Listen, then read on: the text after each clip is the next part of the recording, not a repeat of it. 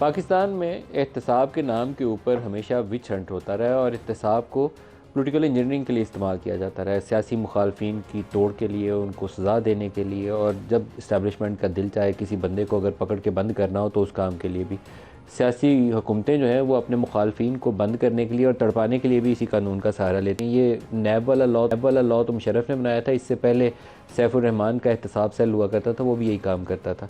कोई एक दौर भी ऐसा नहीं है जिसमें हमने अकाउंटेबिलिटी को ट्रू लेटर एंड स्पिरिट में करने की कोशिश की हो। तो नैब ने पाकिस्तान का जितना नुकसान किया है, शायद किसी भी और लेवल की करप्शन, किसी और लेवल की पुअर गवर्नेंस ने उतना नुकसान ना किया हो जितना पिछले 20-22 सालों में नैब ने पाकिस्तान का बेड़ा गर्क किया। सरकारी मशीनरी फ़ैसला लेने से गुरेज करती है, बड़े बड़े इन्वेस्टर्स पाकिस्तान छोड़ छोड़ के भाग गए। IPP से ये काम शुरू हुआ था और फिर ये चलता रहा, रुका नहीं, इसने ब्रेक लगाई नहीं।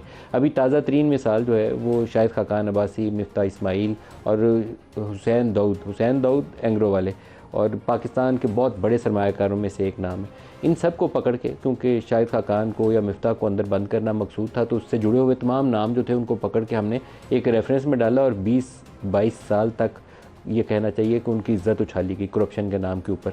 और 22-24 साल ये जो नैब का पूरा सिस्टम है, इस पूरे सिस्टम ने आखिर में जाके उगला क्या है, ये 2019 में जुलाई के महीने में शाहिद खाकान अब्बासी को गिरफ़्तार किया गया था। कई महीने पाबंद इस्लाह चल रहे, उसके बाद उन्होंने कहा कि कोई सबूत नहीं है, बरी कर दिया गया। ये वो मज़ाक़ खेज़ सूरत हाल है जिसने पाकिस्तान को आज यहाँ ला खड़ा किया। हुसैन दाऊद, बहुत से लोग शायद उनसे तारुफ़ उनका ना हो, उनका अभी जो चंद एक दफ़ा मुझे उनसे मिलने का मौका मिला है तो वो आपको बाकायदा लेक्चर कर रहे होते हैं गुड करेक्टर और गुड मैनर्स के ऊपर। CGM, ये उन्होंने अपने बिज़नेस का एक वो नए कोई SOPs वज़ा किए हुए हैं CGM के नाम से, करेक्टर एंड गुड मैनर्स।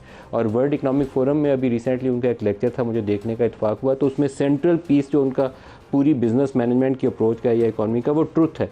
तो उस शख्स को भी हमने कहा कि ये इस टर्मिनल के अंदर, करप्शन के अंदर ये भी मुलव्वस है। शाहिद खाकान अब्बासी पाकिस्तान के उन सियासतदानों में से जिनको मैं कहता हूँ कि ये बहुत रख रखाव वाले आदमी है। मिफ्ता इस्माइल, कोई करप्शन का चार्ज उसके ऊपर नहीं था, लेकिन सारों ने एक ही सज़ा पाई। आज प्रोग्राम में ये सारे हमारे साथ शामिल होंगे, शाहिद खाकान अब्बासी साहब भी और मिफ्ता साहब भी, तो इनसे पूछेंगे कि असल कहानी थी क्या, शुरू कैसे हुई, इनको सज़ा देने का सबब क्या था। शाहिद खाकान अब्बासी साहब, बहुत शुक्रिया शामिल हो रहे हैं। मिफ्ता साहब कराची स्टूडियो से हमारे साथ होंगे। मिफ्ता साहब, आपको भी खुशामदीद कहता हूँ। शाहिद साहब, पहले तो आगाज़ बताइए इस केस का, इसके पीछे मुहर्रिकात क्या थे, कौन था इसके पीछे? इस केस के पीछे इमरान खान साहब थे। उन्होंने गिरफ्तार करना था मुझे, वो विकटें गिराने के चक्कर में रहते, बॉलर थे ना, तो वो कहते थे विकटें गिराऊं मैं, आज उसको गिरफ्तार कर लिया, उसको गिरफ्तार कर लिया, तो मुझे गिरफ्तार करना था। हर चीज़ उन्होंने, मैंने 38 इन्वेस्टिगेशनें नैब की बुक थी, इन्वेस्टिगेशनें, इंक्वायरी नहीं। मैंने नैब को कहा आप लिख के मुझे दिया करें क्वेश्चन, मैं भर के दे दूंगा ताकि आपको कोई भाव ना रहे। कुछ नहीं मिल सका। आखिरकार ये केस उन्होंने बना लिया। इसका ना सिर है ना पैर है। सुई सदन एक पब्लिक कंपनी है, उसने टेंडर किया एक टर्मिनल, LNG टर्मिनल लगाने के लिए। इससे पहले भी 5 दफ़ा वो टेंडर कर चुकी थी और नाकाम हो चुकी थी। हमने उसको लीड किया, मिनिस्ट्री ने उसको लीड किया, हमारी कंपनी है। हमने कहा ये मुल्क की ज़रूरत है, आप लगाएं। पहले भी आप कोशिश करते, लगा नहीं, हमने को तरीका बताया, बिड आ गई, एंग्रो ने बिड किया, वो कामयाब हो गए। दुनिया का सस्ता तरीन टर्मिनल लगा है, दुनिया का सबसे कामयाब टर्मिनल है। ये केस स्टडी है LNG वर्ल्ड के अंदर। दुनिया को दिखाते हैं यार एक मुल्क ने 10 महीने में टर्मिनल लगाकर LNG सप्लाई चेन कंप्लीट कर दी। आज 15 से चल रहा है, अप्रैल 15, आज 9 साल हो गए हैं, एक दिन बंद नहीं हुआ। 99 पॉइंट कुछ % यूटिलाइजेशन रेट है। नैब ने निकाला उसमें से क्या? कुछ भी नहीं, कुछ मिला नहीं, उल्टे सीधे बातें। 118 विटनेस, 118, ये सुन ले जरा, 118 विटनेस, 11 ने अदालत में आए, 3 ने कहा कि हमें धमकियां देकर नैब ने ये काम करवाया है, ये सब झूठ है। 8 में से किसी ने शख्स ने ये नहीं कहा कि उन्होंने कोई करप्शन की हो, कुछ किया हो। एक मिनिस्ट्री के सीनियर अफसर थे, उनसे जज ने कहा जी कितना नुकसान हुआ पाकिस्तान का। उन्होंने कहा नुकसान 450 अरब रुपए का तो फ़ायदा हो चुका है आज तक। ये कैफियत थी। और फिर हमें कहा कि नहीं, आप पे करप्शन का चार्ज नहीं है, मिस यूज़ ऑफ अथॉरिटी का चार्ज बन गया, मिस यूज़ अथॉरिटी। तो हमने उनसे कहा ये कौन सी अथॉरिटी का मिस यूज़ था, जो बता दें हमारी अथॉरिटी क्या थी, हमने मिस यूज़ की है। एक कंपनी ने बिड की, टर्मिनल लग गया, बात ख़त्म हो गई, कामयाब है, हुकूमत का एक पैसा नहीं लगा हुआ, IPP मोड में लगा है, सस्ता तरीन टर्मिनल है, कोई जवाब नहीं है। हर अफसर को कहते थे मेरे खिलाफ बयान दो। लेकिन और इमरान की ये आपसे देखें, कोई जाती दुश्मनी थी जी?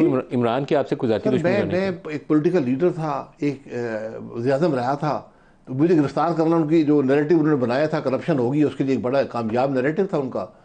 तो वो उसको बताना चाहते थे कि इन लोगों ने करप्शन की है। मैंने सारों को अंदर बंद मैंने किया। सारों को मेरा नाम लेकर वॉशिंगटन डीसी में पाकिस्तानियों के जलसे में कहा कि आज मैंने एक विकेट और गिरा दी है, नाम लेकर।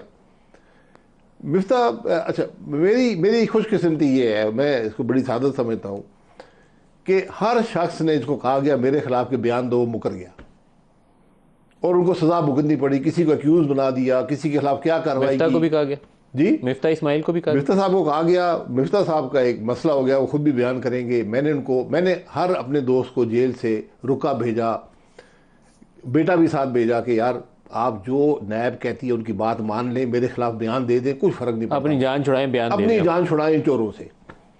मिफ्ता साहब, मेरी राइटिंग बड़ी खराब है, मिफ्ता साहब रुका पढ़ नहीं सके, इनको समझ नहीं आई लिखा हुआ क्या है।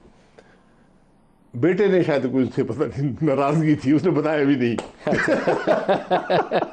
इन्होंने कोकोमो नहीं खिलाए होंगे उसको। पता नहीं क्या इन्होंने किया, उसकी कोकोमो कम बेचे, पता नहीं। बहरहाल मैं ऐसे मजाक कर रहा हूँ। ये मिफ्ता साहब को ये कहा गया कि भाई आप बयान दे दें। उन्होंने कहा मैं किस बात का बयान दे दूं? मिफ्ता साहब का कोई ताल्लुक इस मामले से दूर दूर कभी नहीं है। उनको भी अंदर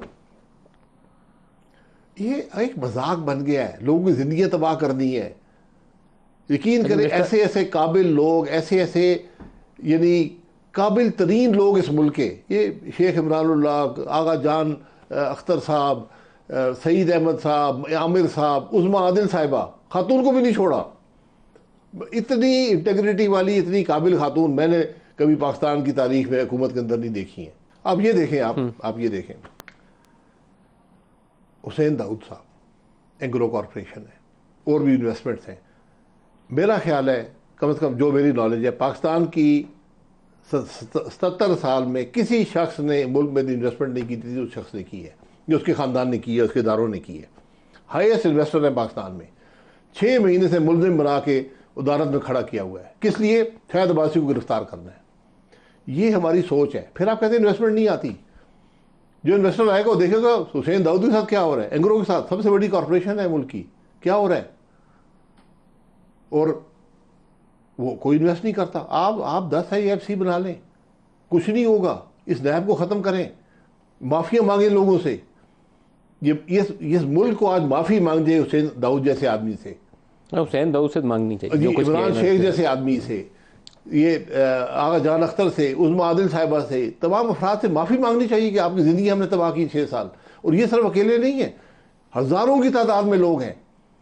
और जो शख्स जिसने ये सब कुछ किया, वो आज भी मिसिंग पर्सन एनफोर्स डिसअपीयरेंसेस का कमीशन ऑफ इंक्वायरी बना है, उसका चेयरमैन है 13 साल से। लेकिन आपको उनके खिलाफ अदालत जाना चाहिए, जैसे जावेद इकबाल। अदालत की बात में करता हूँ, अदालत से पहले ज़रा सुन लेना। इस मुल्क का जो आज सदर है, उसके खिलाफ उसने झूठा केस बनाया। झूठा है सच है वो जानते हैं, लेकिन केस बनाया। वज़ीर-ए-आज़म के खिलाफ कई केस बनाई, डिप्टी वज़ीर-ए-आज़म के खिलाफ केस बनाई, चेयरमैन सेनेट के खिलाफ केस बनाई, आदि काबीना के खिलाफ केस बनाई, MNA सेनेटर्स के खिलाफ केस बनाई, सब झूठे साबित हुए। वो आदमी वहाँ कायम है। इन लोगों में इतनी हिम्मत नहीं है। लगवाया आपने किसके कहे पे लगाया था उसको? किसको? जस्टिस जावेद इकबाल को। किसकी नहीं, फरमाइश? हमने नहीं लगाया था, पहले से लगा हुआ था। किसकी फरमाइश के ऊपर लगाया गया था? नहीं, वो तो पहले, और जो हमने लगाया था वो पार्टियों ने फैसला किया था। फरमाइश किसकी थी जस्टिस जावेद इकबाल को लगाया? जमात, ये नाम आया था पीपल्स पार्टी की तरफ से। पीपल्स पार्टी को जी। किसने कहा था? जी, किसने कहा था? पता नहीं, जिसने भी कहा पीपल्स पार्टी बता सकती है। पीपल्स पार्टी ने नाम दिया, उस पर हमने पूछा, उन्होंने कहा ठीक है जी लगा दो, लगा दो। मतलब जी, एक जस्टिस है। आप ही ने लगाया और आप ही को पकड़ा उन्होंने। मुझे ज़ाती तौर पर पकड़ने से कोई फर्क नहीं पड़ता। यकीन करें, मुझे 10 दफ़ा पकड़ लें,